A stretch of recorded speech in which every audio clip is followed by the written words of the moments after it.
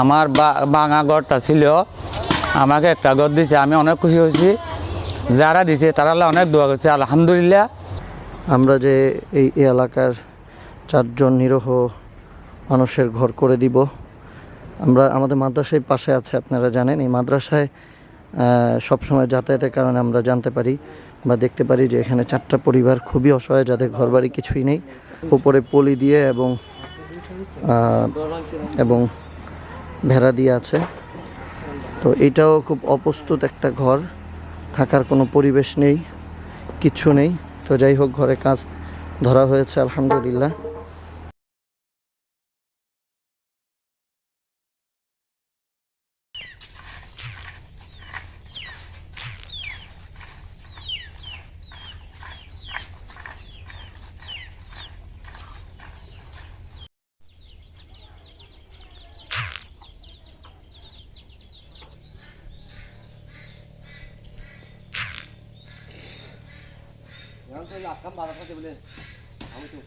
বাজার করতে হবে।